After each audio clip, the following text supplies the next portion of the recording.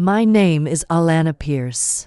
I'm 34 years old, and this is how I took revenge on the men who thought I didn't earn my seat at the table D. It happened on the night that should have felt like a victory. I was sitting at a long mahogany table in one of the city's most exclusive steakhouses, candlelight flickering off crystal glassware, the air thick with expensive cologne and congratulatory wine. I had just been promoted to vice president of strategy at one of the fastest growing tech firms in the country, a role I'd fought tooth and nail to reach. It was my first night sitting at the executive table, the kind of room I had imagined 1,000 times, always from the outside. The CEO, an older man with polished charm and a practiced smile, raised his glass in my honor. To Alana, he said warmly, the future of this company's vision. For a second, I allowed myself to feel it. The pride, the validation, the moment. Then Brian, my direct boss, leaned back in his chair and let out a dry chuckle. Here's to Alana, he said, smirking. HR's favorite diversity checkbox. There was a beat of silence. Then the laughter came, soft at first, but spreading like rot. From people I'd admired. From men who once praised my intelligence, my innovation, my leadership. Even one of the women at the table, someone I thought of as an ally, just looked away, uncomfortable but silent. I smiled. I lifted my glass. I played along. But inside, something cracked opened. It wasn't just the insult. It was the realization. They didn't see me as a threat. Not really. Not yet. That night, as I stared down at my untouched steak and listened to them joke about women in boardrooms, I made a quiet promise to myself. I didn't just earn this seat. I was about to take over the whole damn table. I was raised in Detroit by a woman who never let the world define her limits. My mother worked 2 jobs, hospital janitor by day, diner waitress by night, and still found time to get me into every STEM summer camp she could afford, even if it meant skipping meals or working doubles. She used to tell me, "You're gonna have to be twice as good to get half as far, so don't waste time being average." I didn't. I studied until my eyes burned, built robots in our kitchen, and spent more weekends in the public library than at sleepovers. When I got accepted to MIT, I swear she cried harder than I did. I graduated at the top of my class, with internships from 3 Fortune 500 companies, and a resume that could speak for itself. But it never seemed to matter. Not the way it should have. No matter how polished my credentials were, people always looked at me with that same stunned expression, like they'd just discovered I was fluent in a secret language. Wow, you went to MIT. Go. You lead strategy. Interesting. There was always a pause, a flicker of disbelief behind the eyes, as if I didn't quite look the part. My first few jobs were an uphill climb. I'd show up early, stay late, and outwork everyone in the room, and still find myself being asked if I was someone's assistant, or mistaken for the diversity program coordinator. It wasn't just the clients who underestimated me. Sometimes it was the very people I worked under. I got used to walking into boardrooms filled with middle-aged white men who would smile politely, then proceed to speak over me, correct me on things I knew better than them, or conveniently forget I was on the email chain. Still, I never let myself get bitter. I got better, sharper. I became the woman who had every answer before the question was asked. I built strategy decks that made VPs stop in their tracks. I took consulting calls on Saturdays, ran war room simulations on Sundays, and made sure that no one could ever say I hadn't earned my place. My work ethic wasn't just strong. It was my armor. The only person who really saw me, who understood what it was like to be the only woman in the room and still hold her own, was Linda. She'd been the head of product when I joined, and from day one, she made it clear she had my back. She coached me, championed me in meetings, called out microaggressions without blinking. She told me, don't just aim for a seat, aim for the whole damn table. I held onto that. But a year ago, Linda was quietly pushed out. Reorganization. They said, but everyone knew it was because she didn't play the boys' game the way they wanted her to. Now, 6 years into the company, I had finally made it. Vice President of Strategy, one of the youngest in the firm's history, and the only black woman at the executive level. I'd thought that maybe, just maybe, I'd broken through, that my work had finally spoken louder than my identity. But that dinner told me the truth. No matter how far I'd come, something darker was still rotting underneath. The laughter, the smirks, the unchecked ego. It wasn't just a bad joke. It was a reminder that in their eyes, I was still the outlier, still the checkbox, still the surprise. And that was the moment I stopped smiling, because I hadn't come this far to be tolerated. I came to take over. The morning after the promotion dinner, I walked into the office expecting, if not celebration, at least professionalism. A few nods, maybe a congrats from someone who meant it. Instead, I got knowing glances, the kind that said more than words ever could. There was a heaviness in the air, a thin film of something unspoken coating every interaction. No smiles, no warmth, just tension dressed in business casual. By the time I reached my desk, I saw it, a private Slack message, not sent to me, of course, but screenshotted and passed along by someone who still had a shred of decency. It was a GIF. A gold medal spinning in place with the words "for existing" typed beneath it in bold white font. No name attached. Just the ugly kind of sarcasm that thinks it's clever when it's really just cowardly. I closed the window, took a breath, told myself to let it roll off. But then, in the hallway outside the break room, I heard it.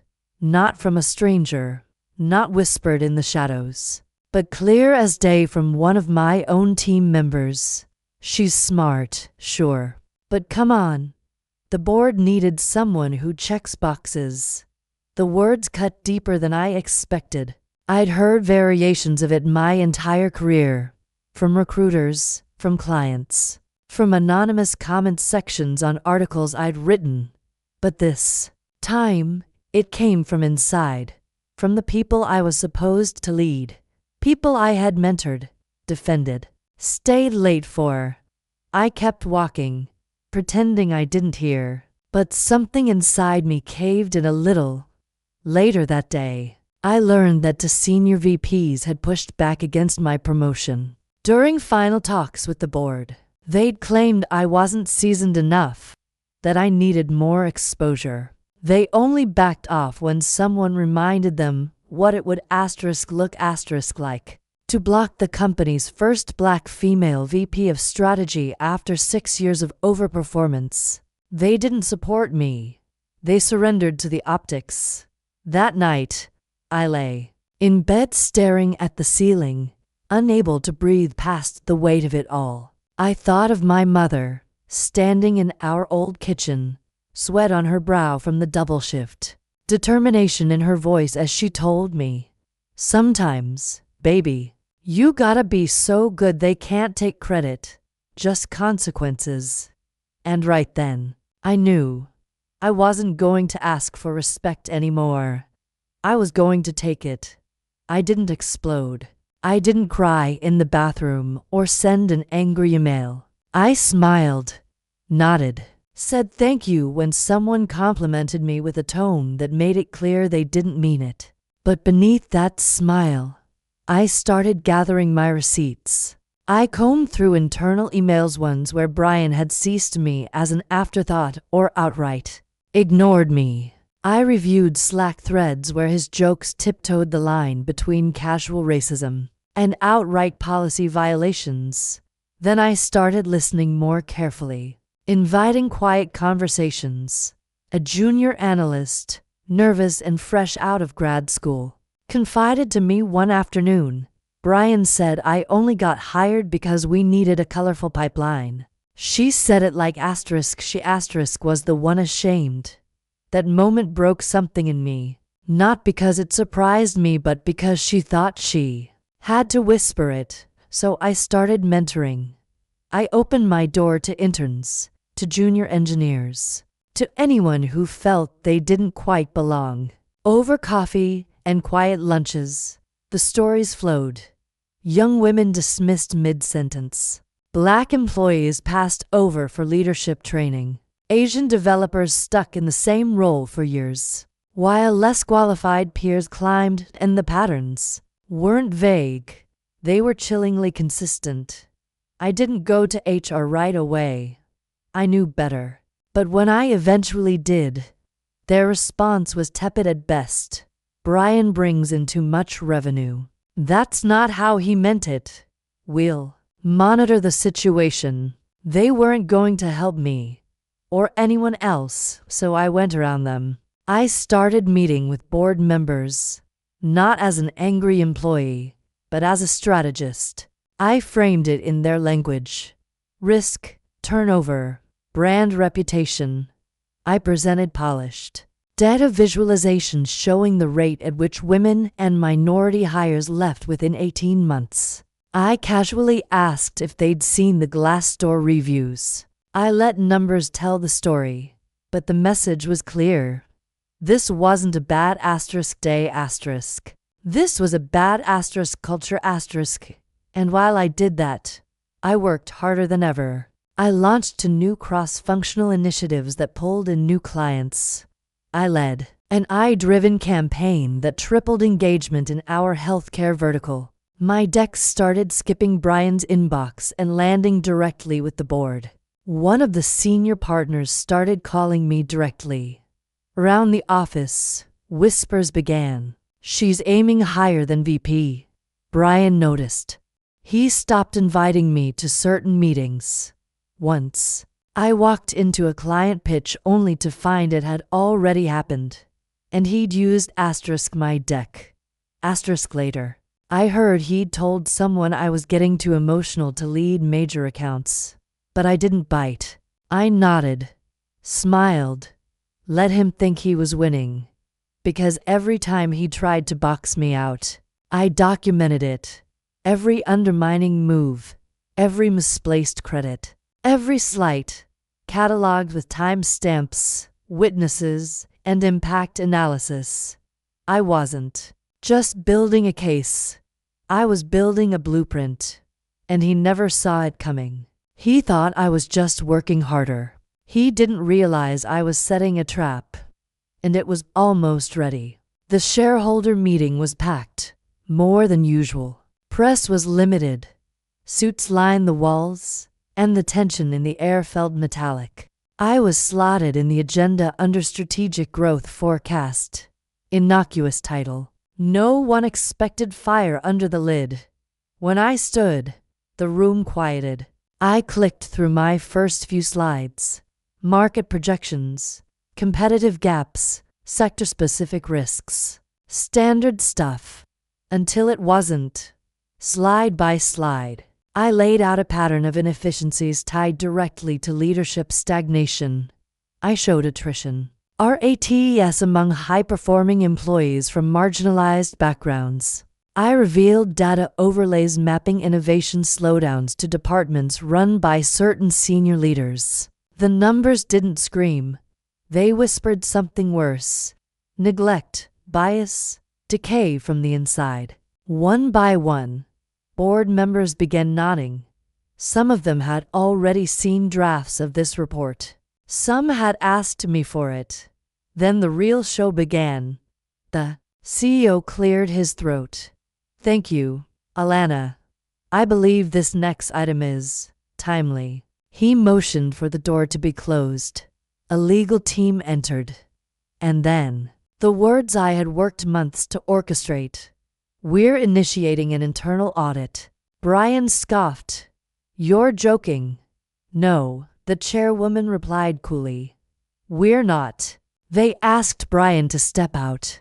He refused, until the head of legal told him plainly, this involves you. I took his seat, and I began to present.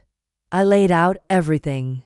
Verified testimonies, employee satisfaction metrics, exit interviews from the past 4 years, Slack logs, email chains, HR complaints, all pointing back to the same group of executives, Brian chief among them. Then I showed the risk matrix, lawsuits, investor pullout probability, press scandal, projections.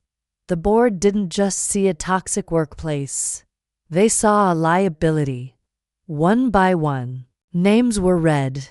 Legal had packages prepared. NDA letters, resignations, exit clauses. It was surgical, brutal, deserved. Brian burst back in, red-faced. This is ridiculous. She's manipulative. She set this up. I looked him straight in the eye. I documented the truth. That's all it took. But it was the CEO who silenced him. We should have listened to her sooner.